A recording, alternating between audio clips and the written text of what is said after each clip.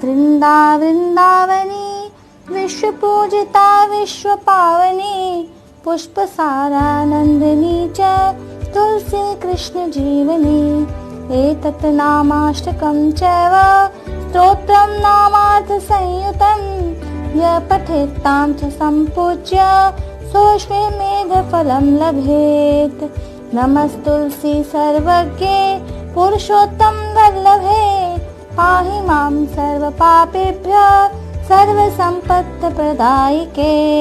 जय तुलसी माँ। शांताकारं भुजगशयनं पद्मनाभं सुरेशं विश्वधारं गगनसदृशं मेघवर्णशुभांगं लक्ष्मीकान्तं कमलनयनं योगभीर्ध्यानगम्यं वन्दे विष्णु भवभयहरं सर्वलोकैकनाथम्। ओम नमो भगवते वासुदेवाय।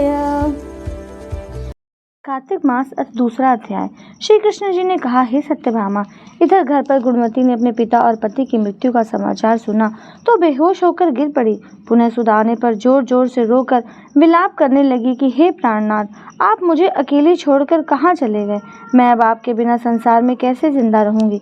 मेरा भरण पोषण कौन करेगा? मुझे खाने पीने को कौन देगा? हे भगवान, मैं अबला अब किसके शरण में जाऊं? हे पिता, तुम भी मुझे छोड़कर चले गए। अब मैं सब तरह से असहाय हो गई हूँ। मैं क्या करूं? कहाँ जाऊं? इस तरह रोती बिलखती हुई वह पछाड़ खाकर गिर पड़ी और मूर्छित हो गई। मूर्छा टूटने पर जब कुछ संभली तब उसे ध्यान आया कि पिता तथा पति की मृत्यु के बाद उनकी क्रिया करनी चाहिए जिससे उनकी गति हो सके। इस प्रकार सोचकर उसने जैसे तैसे उन दोनों की क्रिया संपन्न की।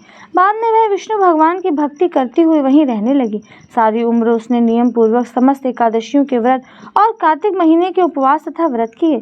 कृष्ण जी बोले, हे प्राण प्यारी, कार्तिक महीने में जब तुला राशि पर सूर्य आता है तब जो सवेरे उठकर स्नान करता है और व्रत तथा उपासना करता है वह मुझको बहुत प्यारे है, क्योंकि इस तरह करने पर उन्हें मोक्ष की प्राप्ति होती है। उनकी जो भी कामना होती है वह सब पूरी हो जाती है। धन चाहने वाले को धन, पुत्र चाहने वाले को पुत्र, मोक्ष चाहने वाले को मोक्ष, इस तरह सब मनोरथ उनके पूर्ण होते हैं। वे समस्त पापों से भी छूट जाते हैं।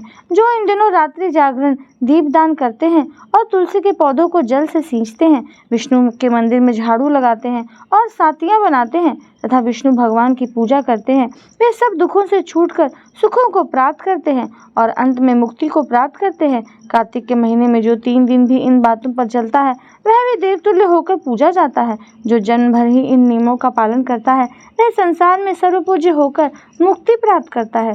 सो गुणवती भी सारी आयु तक व्रत और उपवास करते हुए बुढ़ापे को प्राप्त हुई।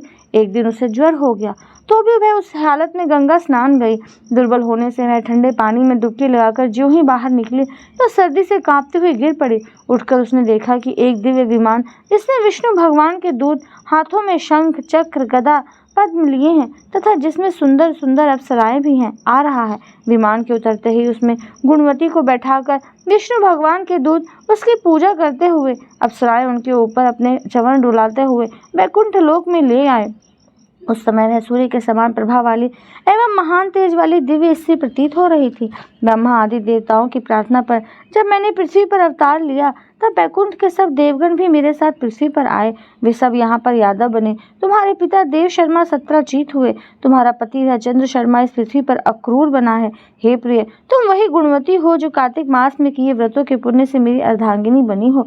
तुमने उस समय तुलसी के पौधे में मेरे मंदिर के सामने लगाए थे, इसलिए वह कल्पवृक्ष तुम्हारे घर में है। तुमने कार्तिक मास में दीप दान किया था, इसलिए तुम्हारी देह सुंदर है और घर में लक्ष्मी का भंडार है। तुमने संपूर्ण जीवन में अपने किए व्रतों का फल भगवान विष्णु को अर्पण कर दिया। उसके प्रभाव से तेरा मुझसे वियोग कभी नहीं होगा। जो कार्तिक मास में व्रत करेंगे वे भी इसी प्रकार उत्तम फलों को प्राप्त करेंगे। अन्य यज्ञ तप दान करने से जो फल मिलता है वह कार्तिक मास के व्रतों का 16वां भाग भी नहीं है। सत्यभामा अपने पूर्व जन्म का हाल जानकर बहुत ही प्रसन्न हुई। श्री कृष्ण गोविंद हरे मुरारी, हे नाथ नारायण वासुदेवा, राधे कृष्णा कृष्ण कृष्ण राधे कृष्णा कृष्ण कृष्ण।